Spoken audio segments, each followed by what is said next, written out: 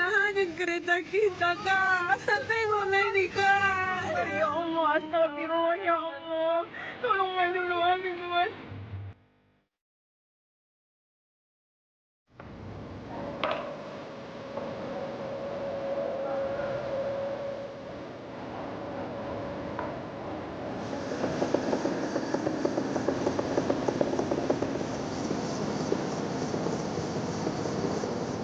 Nah, kita sudah terputus total. Banyak jalur masih terputus, tapi kita sudah melakukan segala upaya untuk mengatasi kesulitan-kesulitan perjalanan.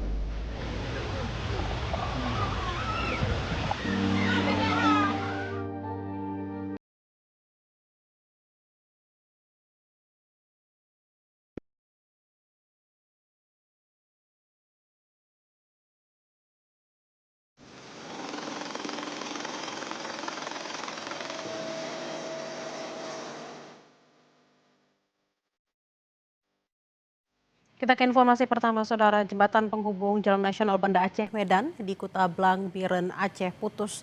Transportasi antar provinsi pun terhenti. Karena jembatan putus, Saudara, warga pun terpaksa menyeberang sungai menggunakan perahu. Jembatan Tikem ini awalnya jadi penghubung jalan lintas nasional Banda Aceh Medan di Kuta Blang, Biren. Jembatan putus diterjang banjir, Saudara. Warga hanya bisa mengandalkan penyeberangan lewat jalur sungai karena jalur alternatif pun tak bisa dilewati karena longsor. Warga yang hendak menyeberang harus membayar ongkos perahu sebesar Rp20.000. Untuk mengantisipasi hal itu, pemerintah Kabupaten Biren telah memetakan titik jembatan yang terputus dan telah melaporkan ke kementerian terkait untuk perbaikan jembatan. Warga berharap pemerintah segera membangun jembatan darurat untuk akses warga. Untuk mengantisipasi persoalan ini, kita sudah berbicara dengan pihak kementerian PUPR dan mulai hari ini kita sudah memasukkan jembatan beli, ya, jembatan beli untuk di tepi Mane dan juga untuk mengantisipasi yang di Kuta Blang. Lalu bagaimana kondisi terkini di Aceh Utara saat ini, Saudara? Kita akan tanyakan langsung ke jurnalis Kompas TV, Zikri Maulana. Selamat siang, Zikri. Seperti apa kondisi di Aceh Utara siang hari ini? Baik, selamat siang Bella dan juga saudara. Dapat kami gambarkan saat ini saya berada di salah satu dapur umum di Desa Blang Pria, Kecamatan Samudra, Kabupaten Aceh Utara. Untuk kondisi banjir sendiri memang di 8 kabupaten kota, sebagian lainnya sudah berangsur surut, namun masih ada beberapa kecamatan ataupun desa di beberapa daerah pedalaman masih ada yang terisolasi karena banjir, sehingga pasokan logistik agak sedikit sulit begitu, Bella.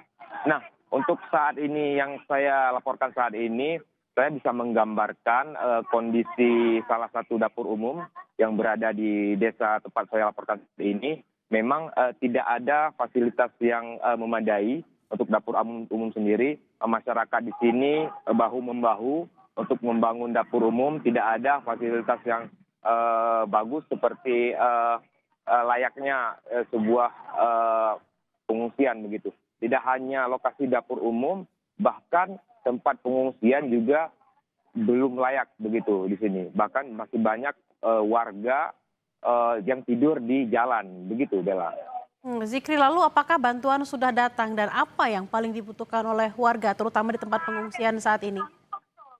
Ya, untuk bantuan sendiri memang terus disalurkan dan di desa ini sendiri memang sudah ada bantuan, namun belum memadai begitu, Bella. Bahkan hingga saat ini belum ada pemerintah yang datang langsung untuk melihat kondisi di desa tempat saya melaporkan saat ini.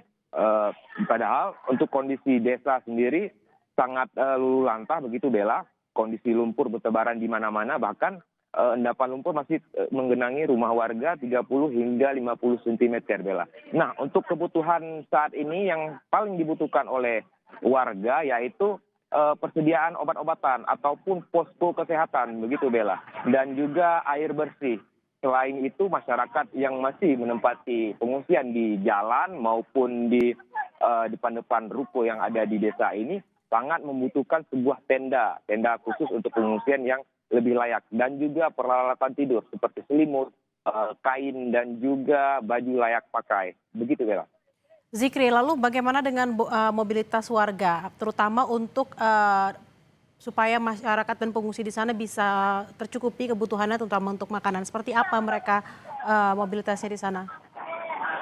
Ya, untuk mobilitas sendiri memang bisa kita gambarkan untuk kondisi debit air memang di Jalan Lintas Nasional Banda Aceh Medan yang terletak di desa ini memang sudah surut begitu ya.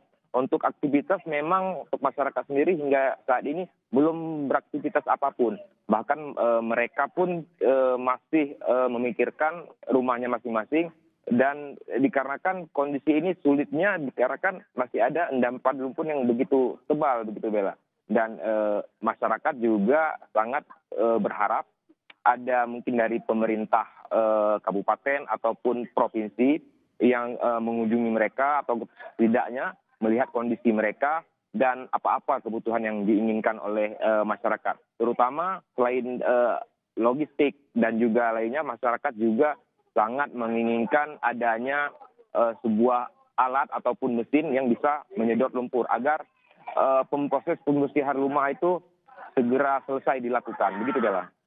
Zikri, lalu bagaimana dengan kondisi kesehatan para pengungsi di sana?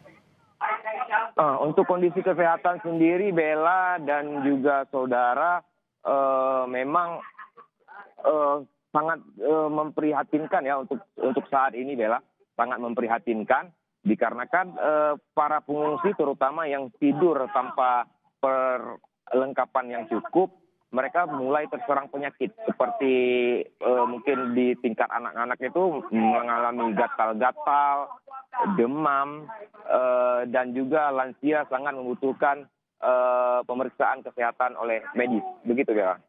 Baik, warga di PD Jaya, salah satu pengungsian, membutuhkan peralatan kesehatan terutama karena sudah banyak yang mulai terganggu kesehatannya. Terima kasih atas laporan Anda, jurnalis Kompas TV Zikri Maulana. Selamat bertugas kembali dan harap berhati-hati.